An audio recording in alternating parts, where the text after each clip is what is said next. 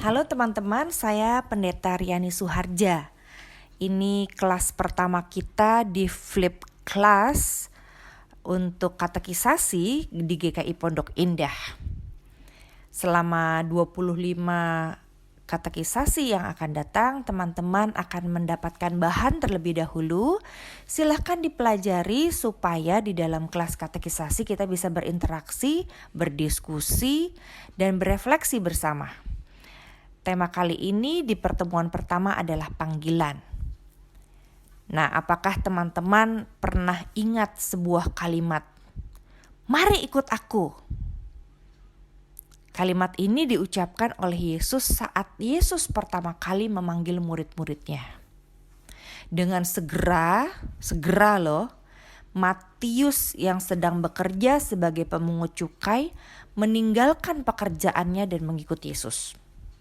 Segera pula Petrus yang adalah penjala ikan meninggalkan jala dan perahunya serta teman-temannya untuk mengikut Yesus.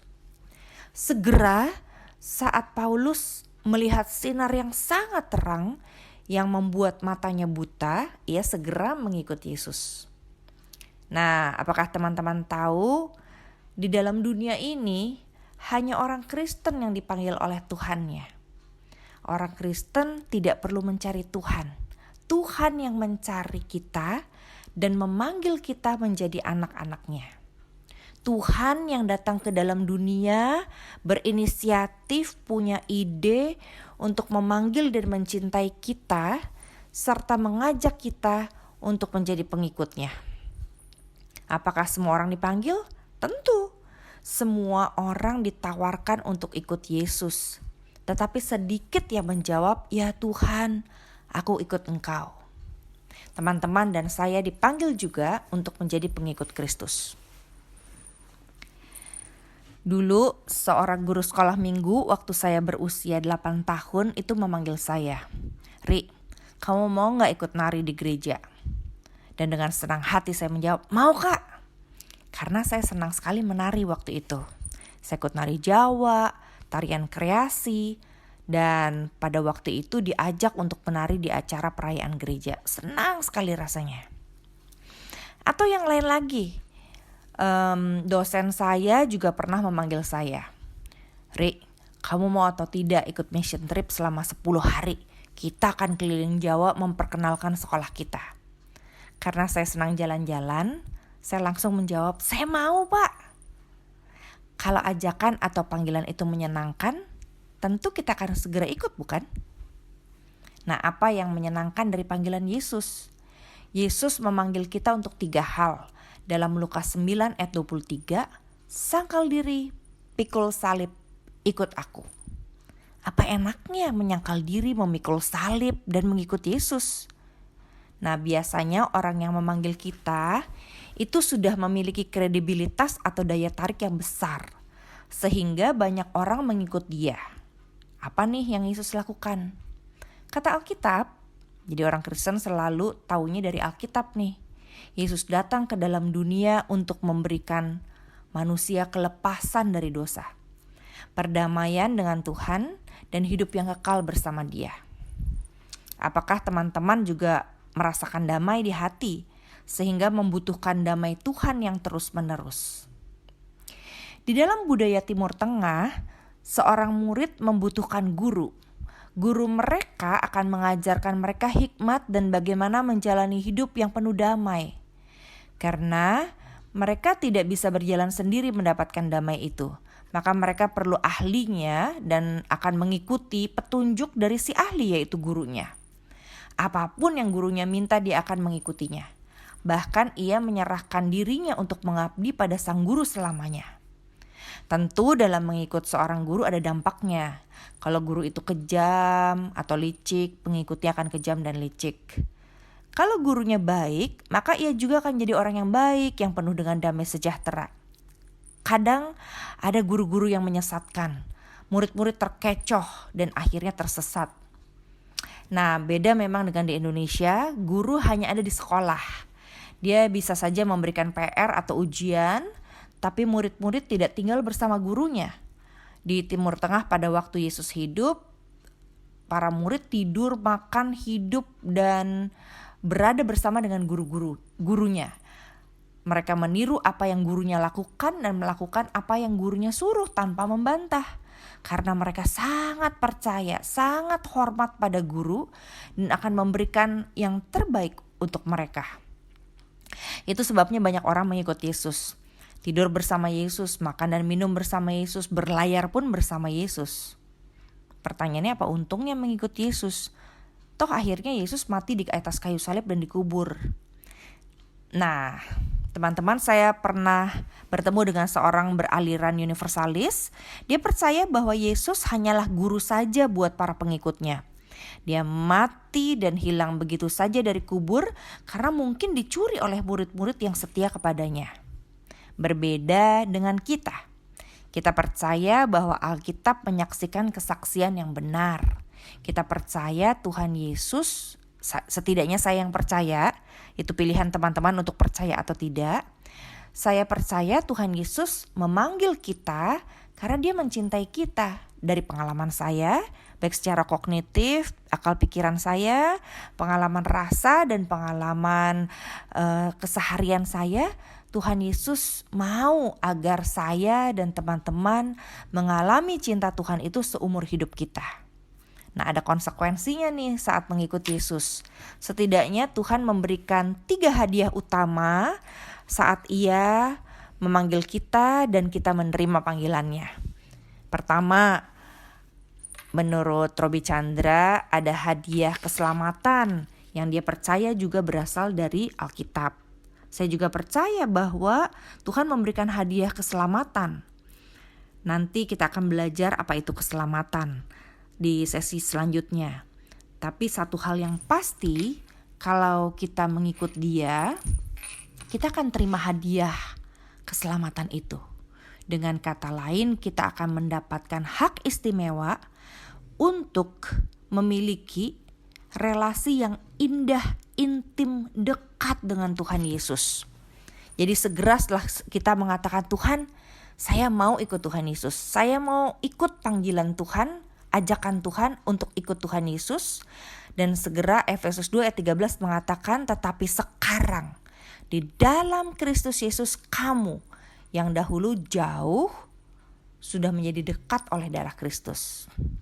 Jadi kalau teman-teman sudah menjawab panggilan Yesus untuk ikut Yesus, teman-teman akan mendapat hadiah hidup dekat dengan Tuhan. Pengen aja saya tanya Tuhan, ngomong sama Tuhan, dengar suara Tuhan melalui firman Tuhan atau melalui Alkitab yang kita baca, dari khotbah-khotbah yang kita dengar, dari lagu-lagu yang sudah dibuat oleh orang-orang yang mencintai Tuhan, dari buku-buku yang isinya menceritakan tentang Tuhan.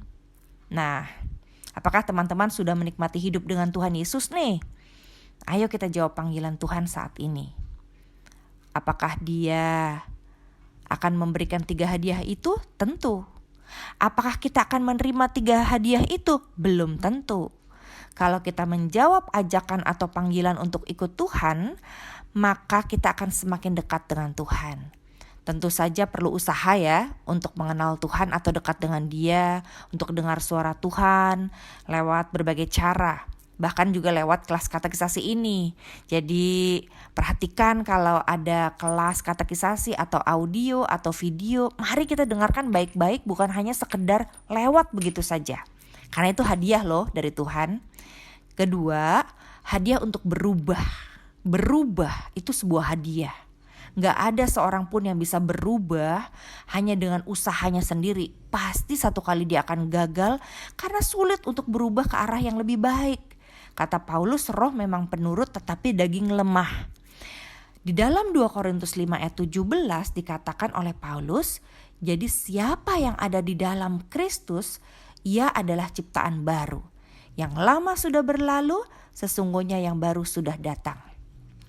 Nah, saat kita menerima panggilan Tuhan Yesus, maka kita juga bukan hanya punya akses untuk dekat dengan Tuhan, tapi kita bisa diubahkan terus-menerus. Misalnya, dulu saya suka banget nonton porno. sekarang saya meninggalkan situs-situs dan gambar-gambar itu karena Tuhan memberi kekuatan kepada saya untuk berubah. Dulu saya suka marah-marah, dengki. Sekarang saya diajak untuk berpulih agar tidak menjadi pemarah. Dulu suka banget menyimpan kesalahan orang lain. Sekarang saya tahu saya diajak dan diberi kuasa oleh Tuhan untuk mengampuni. Dulu males banget rasanya.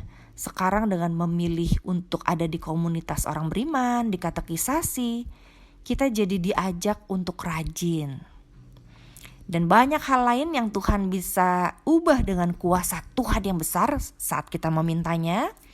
Asalkan kita terbuka untuk bilang, Tuhan, saya terima hadiah perubahan itu. Jadi doanya, Bapa di surga, ubahkan aku dengan kuasa-Mu. Aku membuka hatiku. Ketiga, hadiah untuk melihat dengan kacamata Tuhan. Tadi yang pertama, masih ingat? Hadiah yang Tuhan berikan adalah hadiah keselamatan untuk memiliki relasi yang dekat dengan Tuhan. Yang kedua, hadiah untuk berubah. Untuk apapun yang kita perlu tinggalkan, kuasa Tuhan menolong kita berubah. Yang ketiga, hadiah untuk melihat dengan kacamata Tuhan. Filipi 2 ayat 5 mengatakan, hendaklah kamu dalam hidupmu bersama menaruh pikiran dan perasaan yang terdapat juga dalam Kristus Yesus. Nah, kalau kita menerima panggilan atau ajakan Yesus untuk ikut Dia, maka Dia akan menolong kita memaknai segala sesuatu dengan pikiran dan perasaan Tuhan. Teman-teman masih ingat di pertemuan pertama ada meaning making? Nah, jadi kita akan peka dan tahu karya Tuhan dengan cara terus belajar meaning making. Sederhana sekali. Jika kita melihat pemandangan misalnya nih ya, kita ke Bali atau ke daerah-daerah indah lainnya. Dulu saat kita melihatnya kita komentarnya, bagus banget ya. Terus kita potret-potret, selfie, wifi. Tapi saat kita menyadari bahwa kita menerima panggilan Tuhan dan kita mendapatkan hadiah memiliki kacamata Tuhan, maka sejak itu kita akan menghubungkan semua yang indah, karya Tuhan, ciptaan Tuhan dengan Tuhan sebagai penciptanya. Dalam hati kita akan bilang, aduh Tuhan keren banget ciptaan Tuhan ini. Puji Tuhan saya bisa lihat ciptaan Tuhan yang indah. Atau aduh Tuhan keren banget orang ini, pinter banget Tuhan. Puji Tuhan saya ketemu sama orang sepinter ini. Atau saat kita menang atau berhasil atau sukses, kita akan bilang, aduh dulu kan kita akan bilang hebat kan aku gitu kan. Tapi kalau kita udah ikut Yesus, dengan terima hadiah melihat dengan kacamata Tuhan, kita akan punya kepekaan untuk saat kita sukses, berhasil. Itu semua hanya karena Tuhan. Bukan karena kita hebat. Sebab kehebatan kita itu kita pandang di pikiran dan perasaan Kristus itu dari Tuhan. Nah, apakah teman-teman mau menerima panggilan Tuhan dengan 3 hadiah? Dan hadiah-hadiah lain yang menyusul buat teman-teman atau anugerah disebutnya. Lalu bagaimana pernyataan saya di awal kalau Yesus memanggil kita untuk 3 hal. Sangkal diri, pikul salib, ikut Yesus. Lukas 9 ayat 23. Nah, itu langkah selanjutnya ya. Saat kita sudah mengalami betapa besarnya cinta Tuhan kepada kita, maka Yesus akan melengkapi kita untuk memperkenalkan Yesus kepada dunia. Iya dong, kita kan udah disayang sama Tuhan Yesus. Tentu kita mau ceritakan pada orang lain. Nah, tugas kita adalah menyangkal diri, memikul salib, dan ikut Yesus. Coba ya, teman-teman tolong cari informasi sebanyak-banyaknya. Apa maksud 3 pernyataan itu dari Lukas 9 ayat 23. Nanti kita akan diskusi dalam kelas katekisasi kita. Teman-teman, secara umum ada 2 jenis panggilan Tuhan buat kita yang percaya kepadanya. Pertama panggilan umum, 2 panggilan khusus. Nah, yang pertama panggilan umum, saya mau hidup bersama Tuhan Yesus selamanya dengan hadiah-hadiah yang Tuhan beri untuk memelihara hidup kudus sebagai pengikut Kristus. Tentu saja rancangan Tuhan buat kita tuh indah ya, penuh damai sejahtera. Jangan dilihat dari penderitaannya, tapi indahnya hidup dalam suka duka bersama Yesus. Maka Yeremia 29 ayat 11 mengatakan, sebab aku mengetahui rancangan-rancangan